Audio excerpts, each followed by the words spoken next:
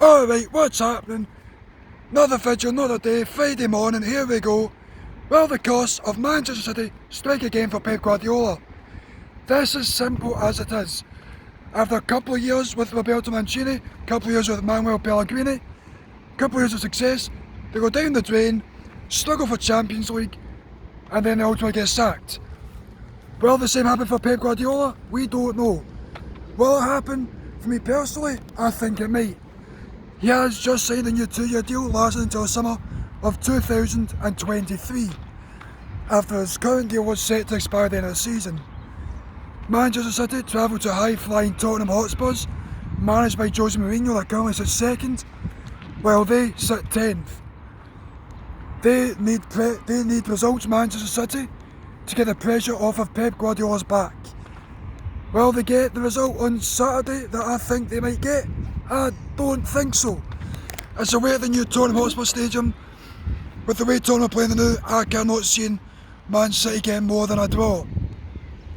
Because of the managers is, ultimately after a few years of success, they go down the absolute crack pipe.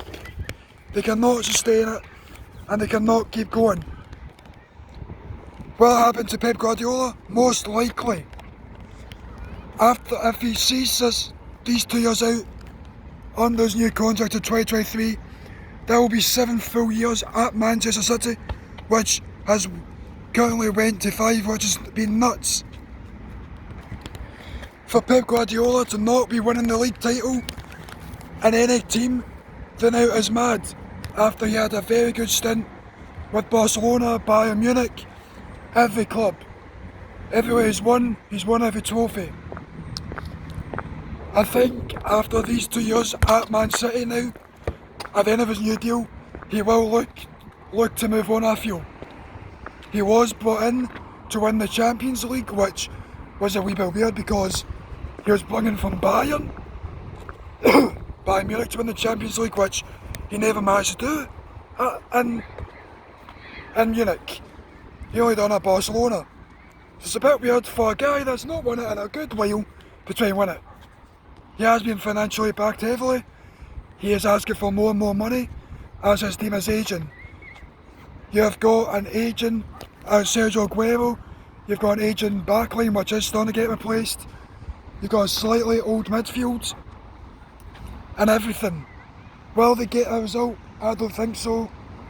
I can see, if anything it is a draw, I'll say 1 each, but I could easily see that Tottenham pick up the win and move possibly top of the league under Jose Mourinho, which would be ironic if they win the league under Jose after United couldn't win the league under him.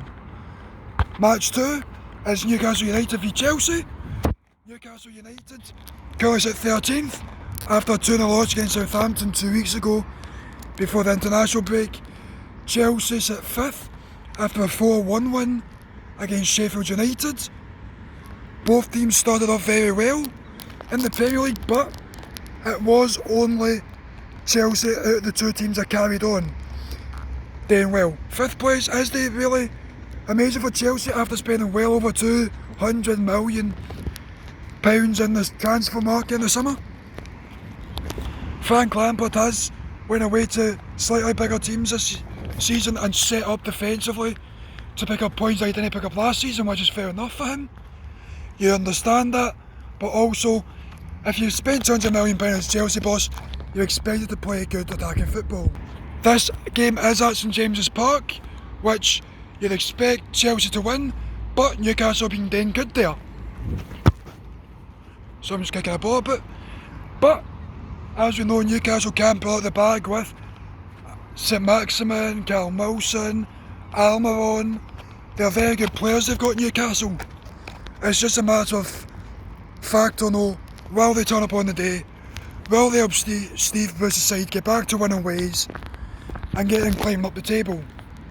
Chelsea, on the other hand, should probably be challenging for the title this summer because, as I've said, they've spent over £200 million bringing in some top quality players like Timo Werner from Leipzig, Kai Havertz from Bayer Leverkusen, Thiago Silva, I was on a fee from PSG, Malang Sarr, on a fee from OGC Nice, which is went out on loan for, to Porto now. They're bringing other top quality players. They're bringing Chilwell from Leicester, then you keep Mendy from Stade de Rennes, and much more.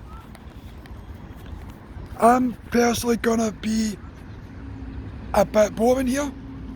It will be a tight game, but I think Chelsea win 4-1 and go back-to-back 4-1 wins in the Premier League,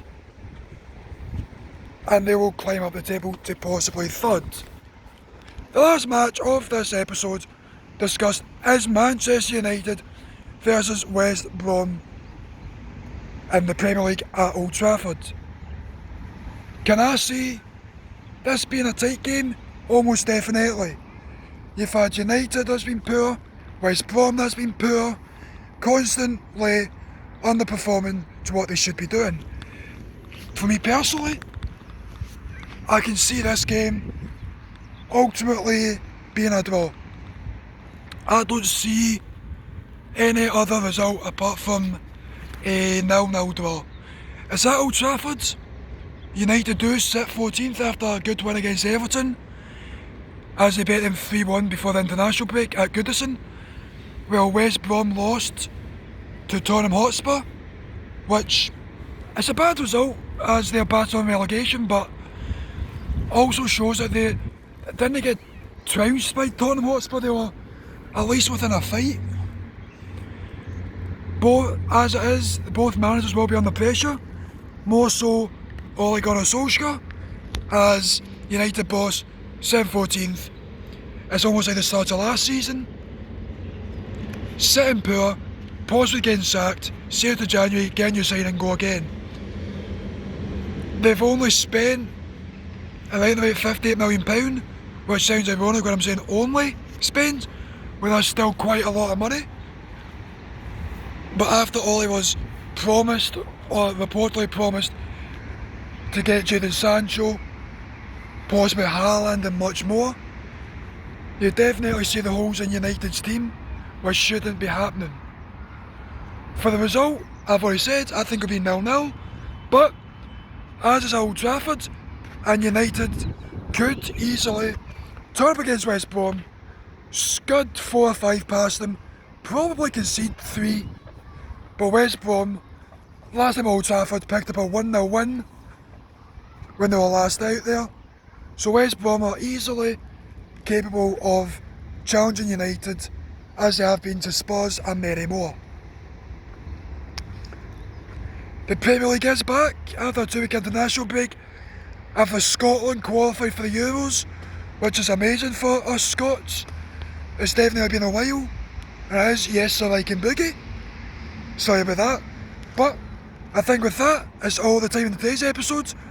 There is a link in the description for the official Twitter account for the channel. Videos are posted on there. You can also interact with me and any other of the social media team on there. It is definitely worth a follow. Also, for footyourcards.com, there is no official website up just yet. There is the Twitter account, Instagram account and Facebook. It is footyourcards, FUTYOURCARDS. There is going to be a link for the Twitter account in the description. Unfortunately, I cannot figure out how to link a Facebook page and an Instagram page, but if you go over there using our link, get us, well, say that we sent you, say that the football discussion sent me, and you will receive 30% off your first order and free shipping as long as you're within the United Kingdom. That's either Scotland, England, Wales or Ireland. But with that, hope you have had a great week. I know I've had a decent week. Hope you all enjoy the weekend. Hope you have an amazing one. But with that, everything has been discussed on today's episode, which I was going to. If you liked the video, leave a like, it helps the channel. Comment on what you think will happen over the weekend with City, Spurs, United, West Brom, Chelsea, Newcastle. Share the video with your friends. And with that, subscribe to the channel. I'll catch you all later for Monday. Peace!